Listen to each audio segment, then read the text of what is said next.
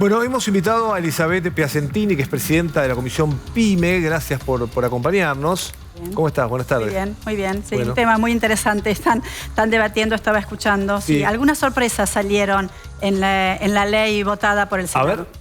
Bueno, por ejemplo, este artículo que ustedes mencionaban de lo que son las licencias por enfermedad inculpable, nosotros fuimos recibidos en las comisiones del Senado, desde el sector PYME, propusimos, trabajamos con todo el proyecto, que lo imprimimos, lo señalamos, sugerimos, y este artículo no estaba. O sea, ustedes las PYME no lo pidieron.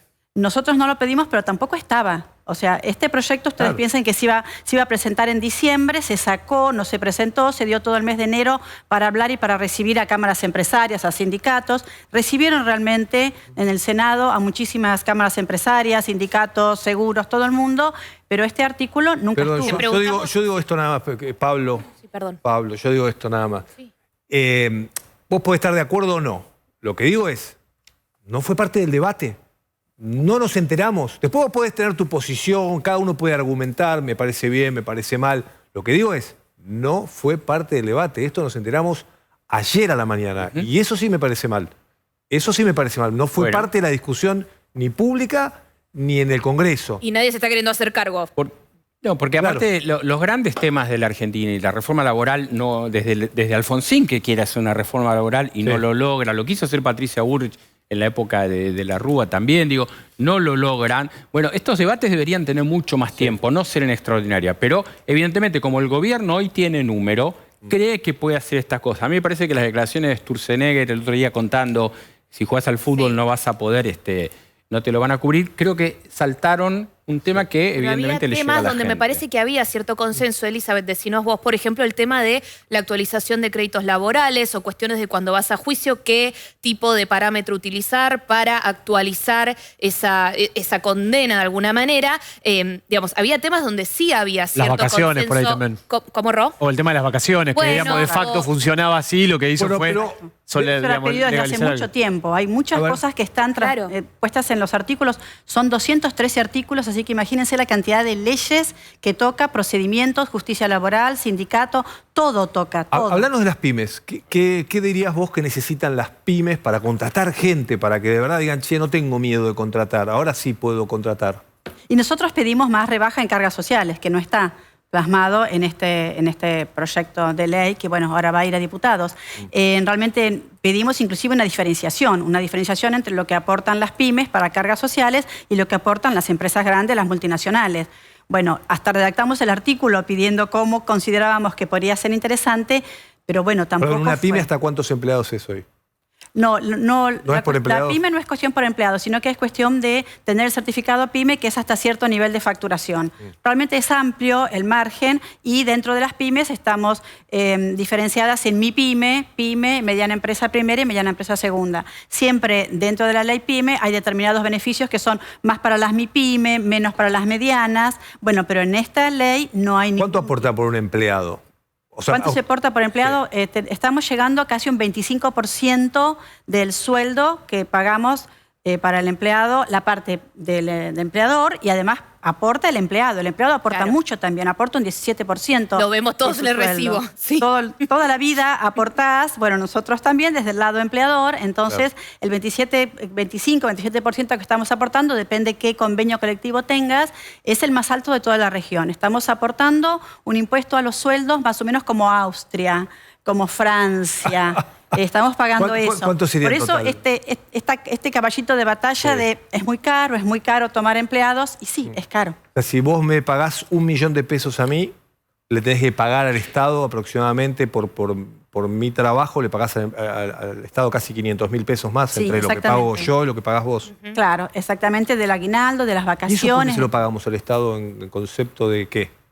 Es el aporte como empleado. ¿Por qué el Estado te pide que vos le pagues por contratarme a mí? Bueno, el Estado está recaudando todo lo que es el sistema de jubilación, es todo lo que es el sistema de ART, la ART, que es el seguro de trabajo, cada vez es más caro, es casi un 4% de la nómina. Al principio cuando se creó era muy barato, pero ahora no, es muy caro. Se aporta mucho también a la obra social y después hay muchos aportes al sindicato de parte del empleado. De esos 500.000 pesos que dijimos recién, pagamos jubilación. Jubilación, Eso es el obra 11%, social. ¿no? El jubilación es un 10% que aporta el empleador Sí. y aporta otro tanto el empleado. Entonces, ok. Esos 500.000 pesos es todo lo que describiste recién. Sí, Sindicato, exactamente. jubilación, ART. ART, Fondo Nacional de Empleo, también se está pagando para si alguien es desempleado. Hay un montón de conceptos que se están... Ok, para vos esa es la clave que no está en esta reforma laboral y ya no va a estar. Está claro. ¿Y qué si ves positivo de la reforma laboral? ¿En qué crees que te va a ayudar a...? ¿O vos crees que con esto no tomás a ningún empleado, te da lo mismo, digamos? No, las certezas están muy buenas, realmente tener certeza de cuánto es la indemnización por antigüedad, que es la que dice la ley de contrato de trabajo. 1 año de sueldo por cada año trabajado, eso es un derecho que sigue estando, pero ahora está más claro, es un sueldo. No importa que te caiga en una cámara de trabajo o en otra cámara de trabajo, todos van a tomar un sueldo porque está plasmado en la ley. ¿Te parece Entonces, que no se va a judicializar eso? Yo creo que limita mucho la judicialización y además limita los costos. Por ejemplo, hay un artículo que limita la cantidad de honorarios que se tienen que pagar en una sentencia judicial laboral, sumando abogados y peritos. No puede ser más del 25%, ahora es mucho más.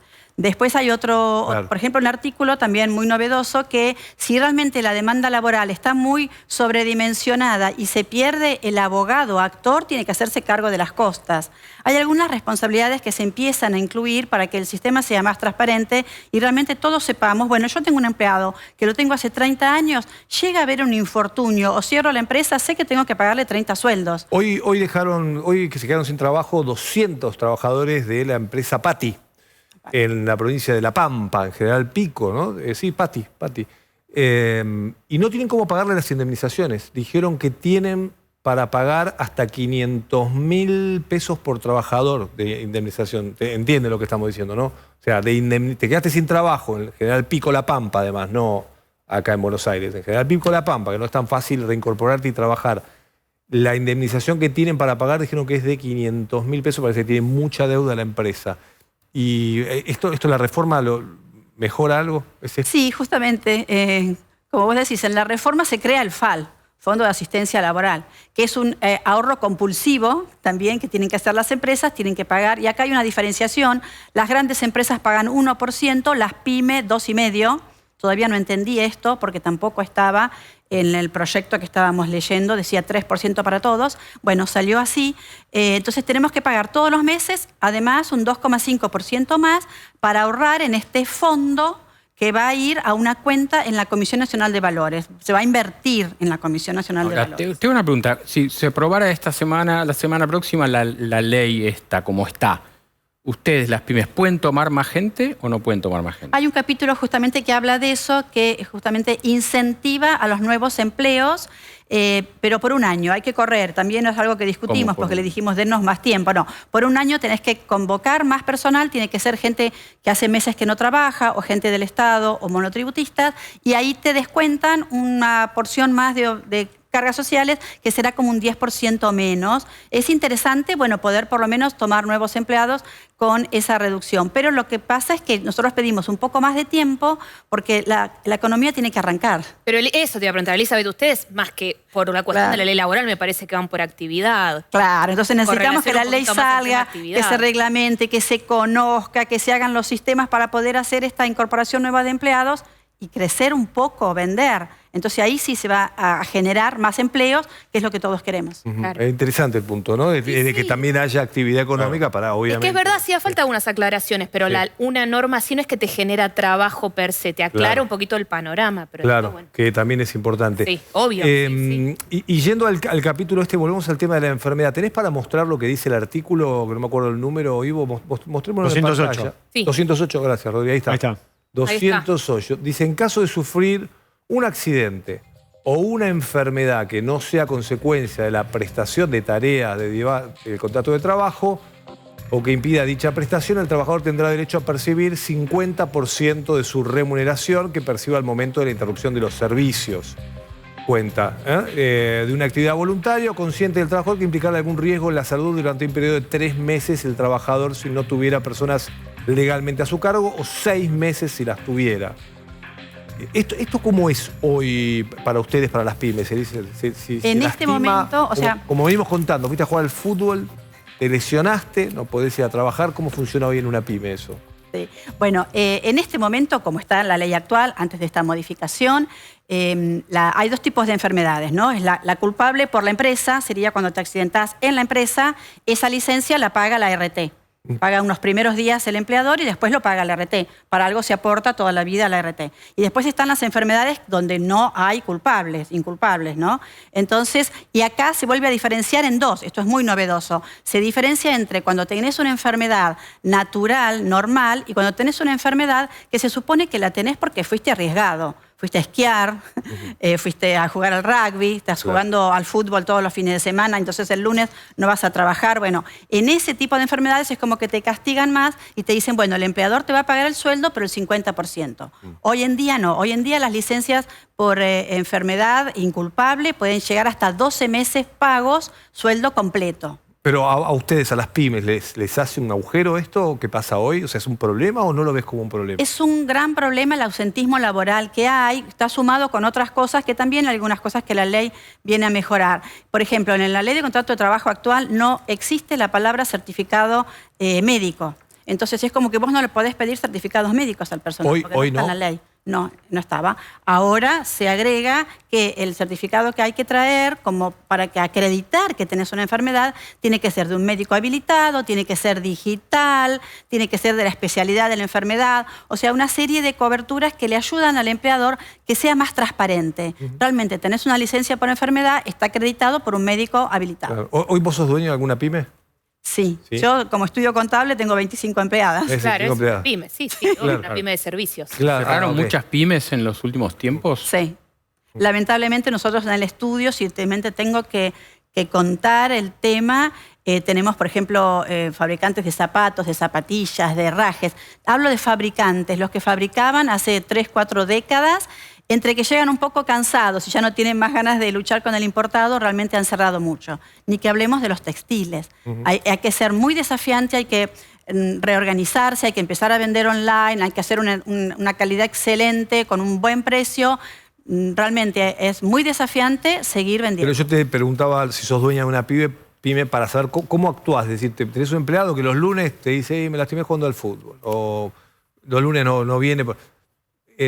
¿Cómo actuás en ese momento? Porque hoy, con la ley de hoy, no tenés el recurso de decir, mirá, flaco, me cansaste, muchas gracias, y lo despedís, le pagás lo que tenés que pagar y se terminó el partido, contratás a alguien que venga.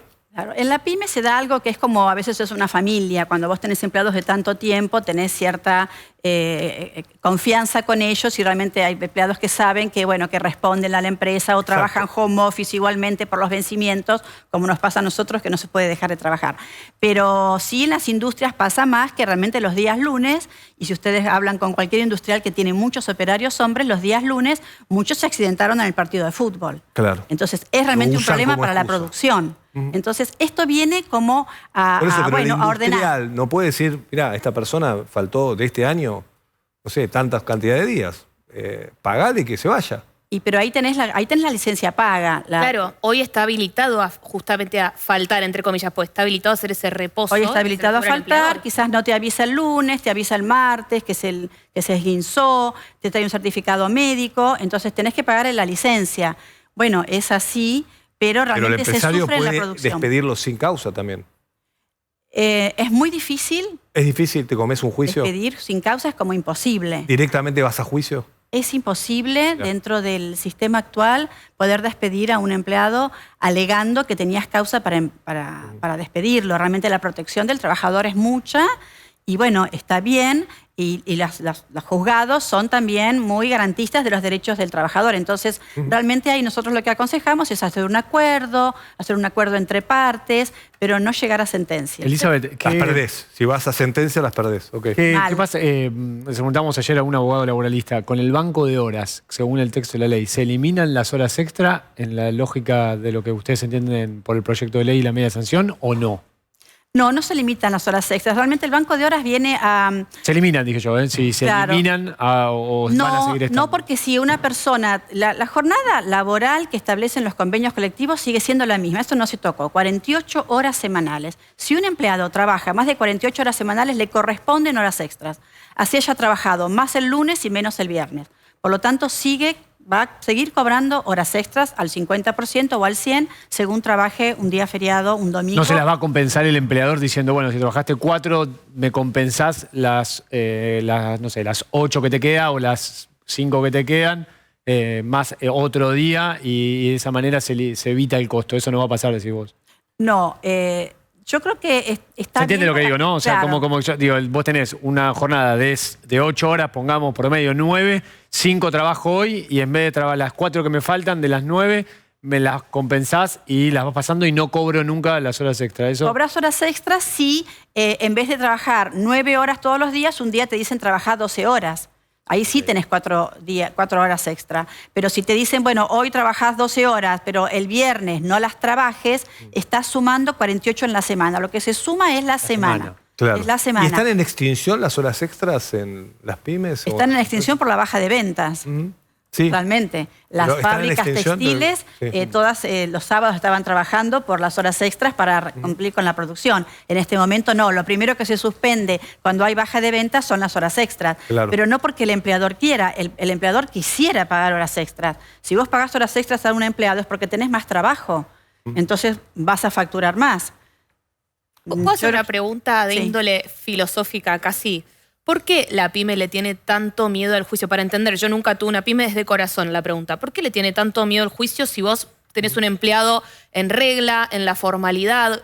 ¿De dónde sale el cuco del juicio? O sea, ¿es real esto de yo tenía un empleado en regla, le pagué todo e igual me hizo juicio? ¿O es algo que se repite mucho y después no sucede? Puede ser que haya una pyme que nunca tuvo un juicio laboral, o sea, las pymes no tienen la intención de despedir, siempre decimos, las pymes no despiden personal, pero sí hay gente que entra, a veces, bueno, como que hay una mala fe diferente, o realmente es muy tentador hacer un juicio porque los montos son muy altos.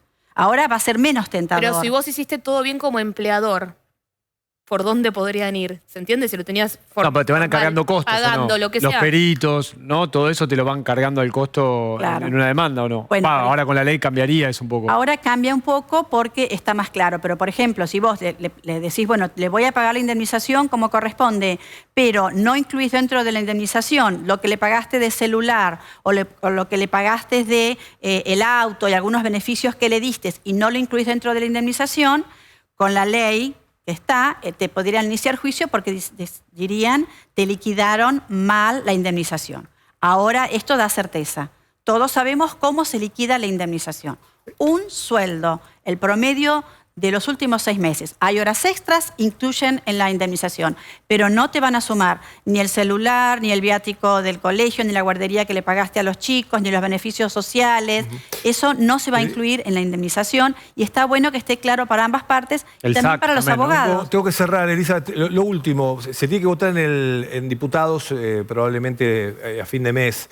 Si sale la ley, como es probable que ocurra, ustedes la ven bien, más allá de todo lo que dijiste que falta, ¿no? Lo de los aportes y demás. ¿Lo ves como positivo? Lo veo como positivo porque es una ley que viene a cambiar estatutos y deroga estatutos del año 1946. Entonces, no podíamos convivir con esa legislación, pero esperábamos más. Esperaban más. Gracias por haber venido. Muchas gracias.